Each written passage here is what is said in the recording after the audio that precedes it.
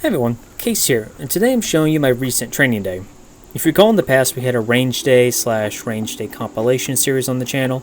This is a direct continuation of that, just with a little different terminology. For example, a training day for a video like this would be a little more appropriate, as only a small portion of the day includes me actually using the firearm. I also want to give a caveat, this is primarily an Airsoft channel, and that we do like to provide variety content. We are not experts in virtually anything you see on the channel. What you see is either an opinion of many on the wide web, or in this case, a presentation of a journey. I'm going to tell you now, you're going to see some absolute garbage shooting later in this video, and for now, that's okay. This channel is a record of our team's growth over the years, and perhaps you watching that journey can be something you can either enjoy, or perhaps learn something from without having to make the same mistakes. So with that out of the way, let's begin. This will be broken down into 3 parts. First would be a ruck march, second would be testing out some of my tactical gear, and the third would be working on my airsoft rifle and actual firearms. Let's start the ruck march. The goal is to conduct a ruck march and get some more miles under the pack. Just importantly, I want to test a variety of my tactical gear and use it in conjunction with my rucksack. You can feel free to discuss how uncommon it is to be in a scenario where you would need to conduct a ruck with tactical gear or body armor still on, but I wanted to test it anyway. I have a rucksack, and I have tactical gear. Wouldn't it make sense to know if I would run into issues, use them together?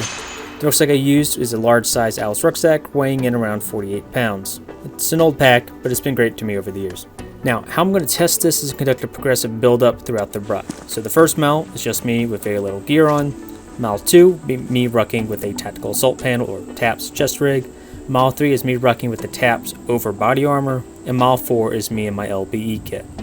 The first mile went perfectly fine. This isn't the first time doing any of this, but perhaps the first for the channel. The Alice pack is certainly an HSI, but largely holds up well even in the modern day. Trying to find a quality ruck on a budget, the Alice pack has been a standard here in the US for decades.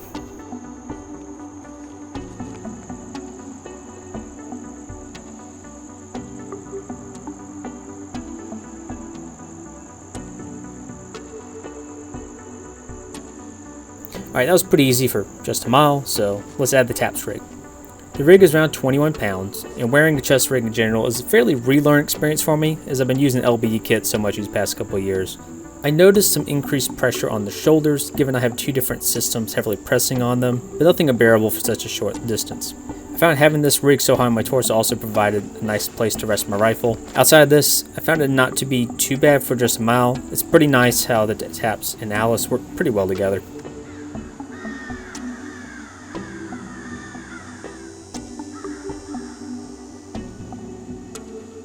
Okay, time for mile 3. This time with the TAPS and the body armor. I've already done a separate video on the plate carrier I'm using here, but for generalization, it's a basic slimline plate carrier that my TAPS can be adjusted over. Something that did my TAPS prior was attach a Spiritus Systems H harness upgrade to the TAPS rig. This makes it a lot more seamless with modern day body armor than the issued Y harness it comes with. I also taped the adjustment straps to 2 different sizes. One is where I like it without body armor, and one with it. Having the tape there allows me to even pull the straps on both sides on the fly. Though I do usually need to still take the rig off to do so.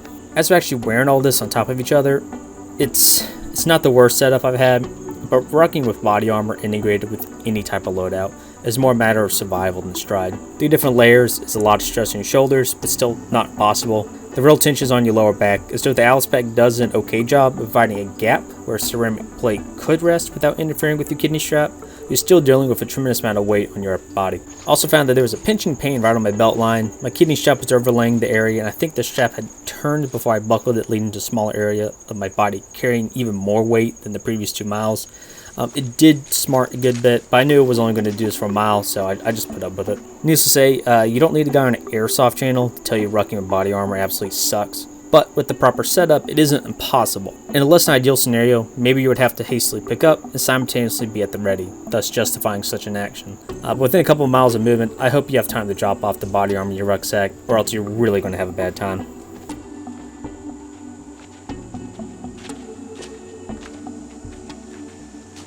Okay, now it's out of the way, let's go into mile 4 where I go to my LBE kit. The Alice rucksack was originally designed to work with belt kit, such as the venerated LC2 system. So if the belt kit I have today looks very different, it still works surprisingly seamless with the Alice rucksack. Some modern rucks have added features to better compensate body armor and plate carriers, but not always belt kit. So this was a good discovery for me several years ago when I was trying to find a rucksack to work with my LBE. As for moving in this, you get a lot of free space on your torso you don't get with other loadouts, but the trade-off is all the weight on your hips. This doesn't cause any particular pain, but my legs aren't the longest to begin with. Having a 32-pound LBE kit and a rucksack on me leads to a fairly short stride to already horrible ruck time, but I am doing it quite comfortably within these constraints. I could raise my LBE higher on my torso like I used to in past videos about a year plus ago to make it easier to reach out with my legs, but now the kit would interfere with body armor, potentially even the rucksack's kidney strap. Shocker, as with most things in life, there's always a trade-off with no perfect option for everything. And with that, I finished up mile 4 pretty easily. Now, I was going to do a 5th mile while I used the LBE with body armor, but as I was putting it on, the strap broke. The only snap holding in the quick release system on one of the sides completely stripped as I tried to cinch it down. With the rising afternoon heat, other projects I wanted to work on, and me moving on to the next phase of training, I took it as a sign to go ahead and move on. As for the replacement for the broken strap, I'll talk about it in a later video. Now we move on to the next part, me testing tactical gear. There were 3 things I wanted to test out. The first being my Indom USA MM Dragster strap. I purchased this several years ago and has been a long-standing member of my various kits throughout the years. Having the ability to hook this to an injured person and transport them without having to physically grab them the whole time is a great advantage. Just one problem. I shamefully have never actually tested this product with any weight. In addition, the 2 carabiners do not come with the Dragster, so their quality is also a wild card. I figured now is better than ever and gave it a preliminary shot on camera. What you're seeing first is a single, roughly 40-pound water can that I will hook into and see if the Dragster, particularly the carabiners and the webbing on my belt that the carabiners are attached to, can hold up to the weight. Alright, let's give it a shot.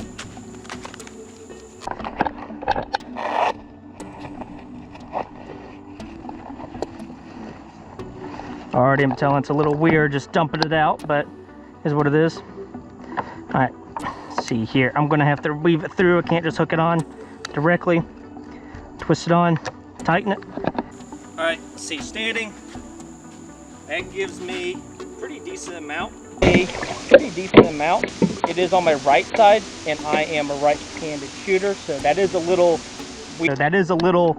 weird having the pressure that way. I'm going to turn this way from the weight as I want to hold it. I actually have both of my arms right now. Doing it a little slow.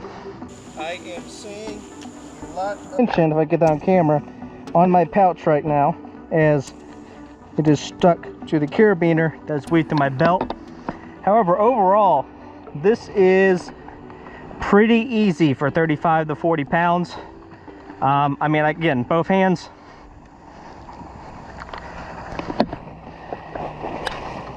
Okay, as I would have hoped, it was pretty easy. Now let's go up to 2 water cans, which is around 80 pounds. 60 to 80 pounds, let's give it a shot. Yeah, right now it just seems easier just to dump it onto the ground, unweave it. Alright, give it a shot. Standing. Still looking good. Yeah, I feel the weight a little bit. That camera's gonna be all wonky now, that's okay. Pouch. I'm hearing some creaking. What's that for? Okay, I am seeing some stress here. See that? How it wants to turn right like this. Just fine, as long as it's not destroying the integrity of the pouch itself or the webbing on the belt, which is what maintaining a lot of this weight. So 80 pounds. Again, both hands. And as you saw, that went pretty well too, all things considered. So initial thoughts is the Dragster is decent enough so far, but the grown adult and tactical gear is probably looking closer to 200, 250 pounds. So more testing is required for another day with weight that I just didn't have available to me. My biggest takeaway was the need to move the Dragster to the other side of the belt kit to better allow me to aim the rifle from a right-handed shooter, such as myself. Next up is the Plat-Attack Billy Bouch version 2. This is a pouch I saw floating around online that I thought would be interesting to experiment with. Having such a large multi-use pouch on my offside could prove useful for carrying a variety of items outside of magazines. This isn't a full review of the pouch, but it does come with a variety of elastic inserts that you can put in the back panel, giving you a unique layering system of quickly accessible items in the back and a large general purpose pouch at the front. The options that come with it are a double M4 mag insert, an admin insert, a double handgun magazine insert and 2 single magazine inserts. So far I preferred the double M4 mag inserts, but with a shooting competition coming up where a handgun is mandatory, I figured I would experiment with the double handgun mag and single mag inserts, the latter of which I have heard people using as an impromptu handgun holster. All the insert would need to do would be to survive a single day of a competition, so I wasn't sweating if it was a less than optimal setup. Shoot, I'm attaching a handgun to a larger LBE rig. Of course it's going to be less than optimal in comparison to the loadouts, but the results were even worse than I thought. Quick click. I'm going to go slow this first time, pinching it, push it forward, taking the handgun out, pretty simple enough, bring it up, putting it around the chamber, taking the weapon off safety, firing at the target, and the weapon back on safe, putting it back in. So this portion of the handgun is actually pretty easy to put back in. It's the trigger guard that's hard to get inside the elastic pouch.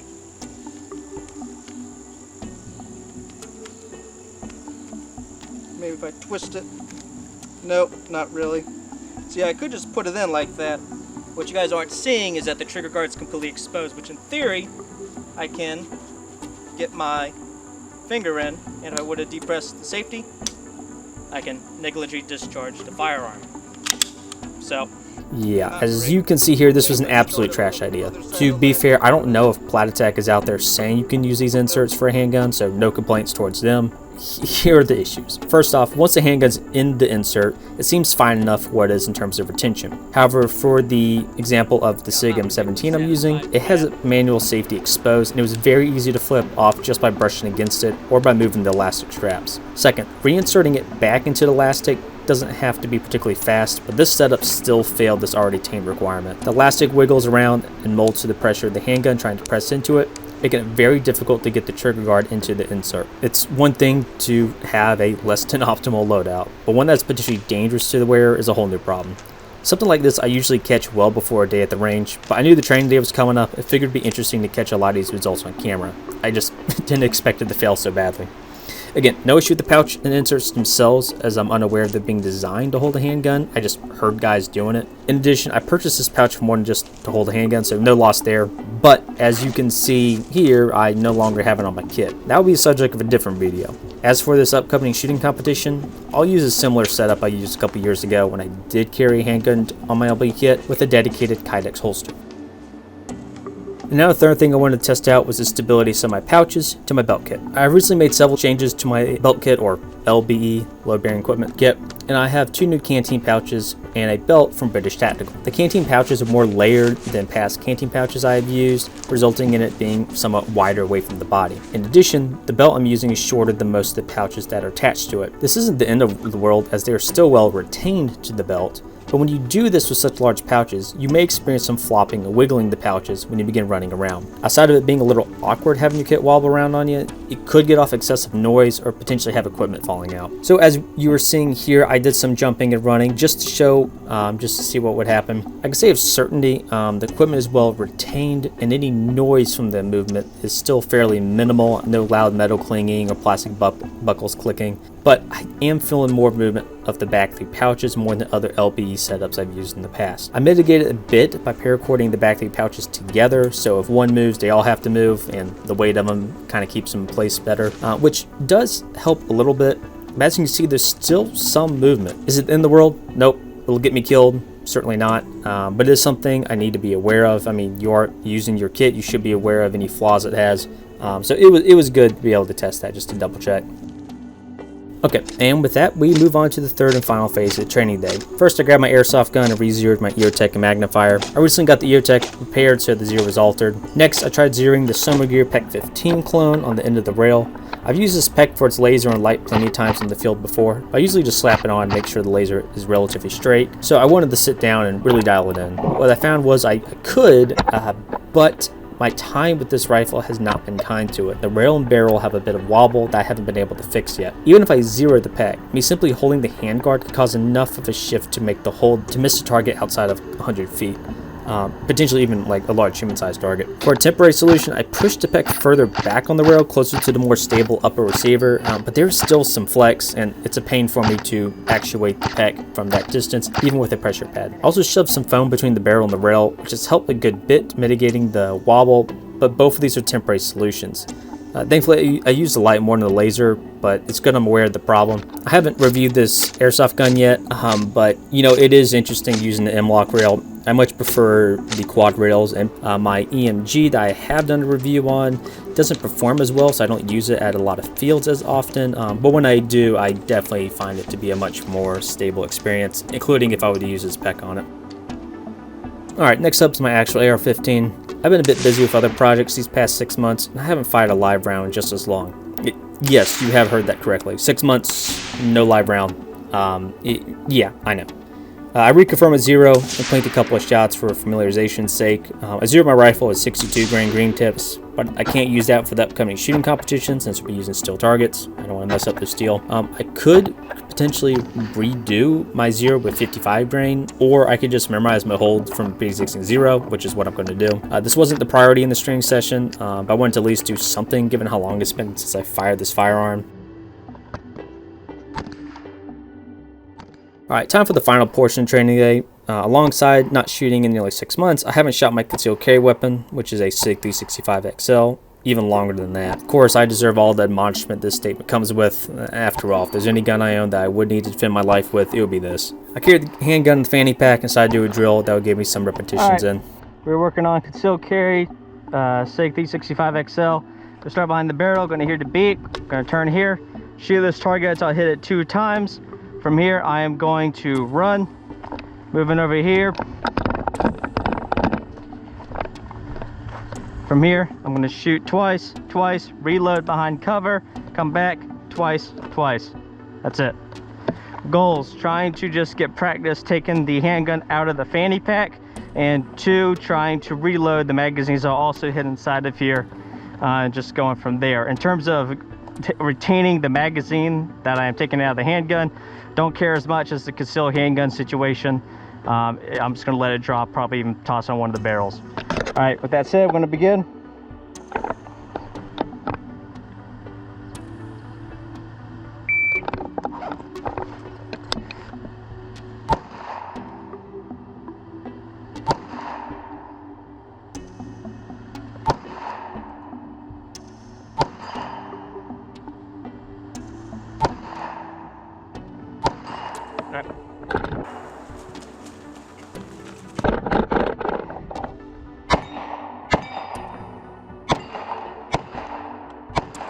Damn. What the hell? Alright, well, I guess I'm reloading anyway. Oh, look at that. Zipper's getting jammed on the headlamp. Good to know.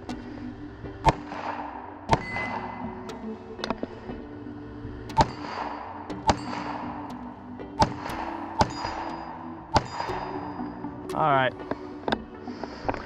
So that was real sloppy. One, it's tough to hit that target down there. It's a bit far away given the size, but hey, that's why I'm doing it.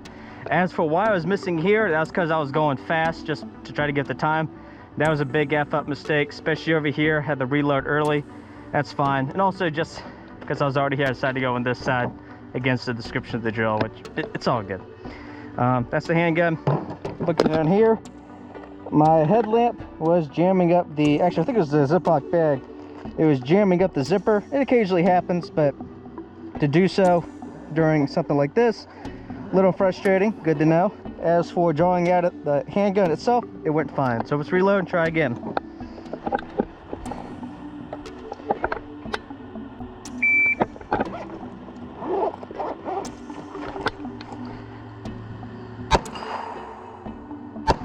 That's better.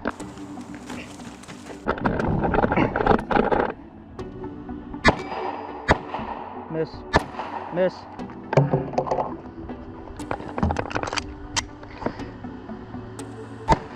Miss, miss, hit, miss.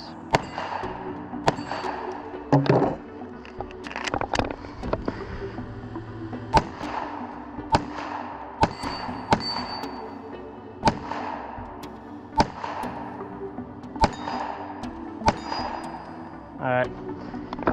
Oh. I lost my timer.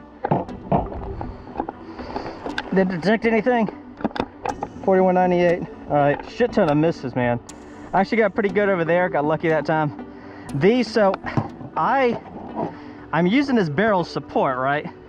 And I am turning my hand like this, and even though I'm lining up the sights, something's going on. I need to just practice keeping it upright, just keeping it blocked in, moving like that. So yep, I'm gonna try it again. Oh, I also fucked up. I opened up the magazine pouch zipper before the handgun zipper at the beginning, so absolute bumblefuckery going on, but that's all right.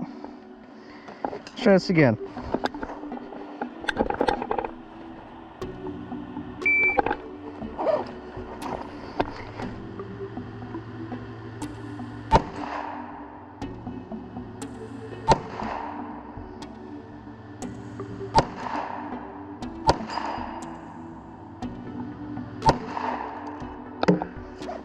Loading.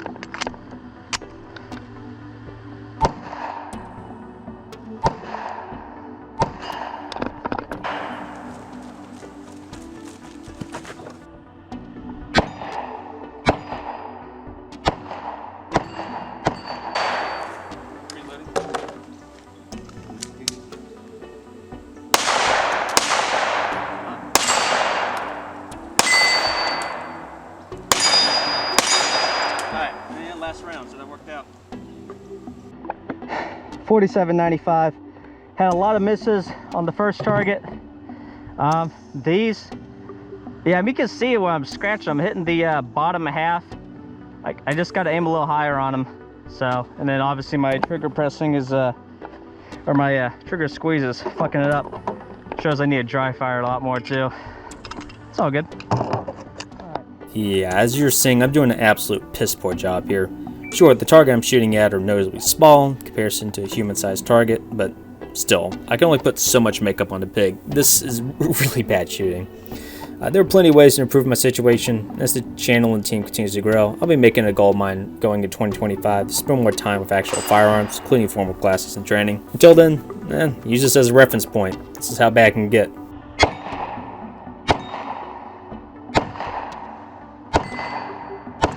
Damn.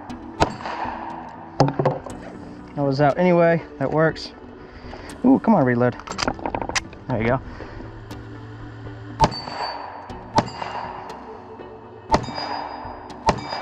All right.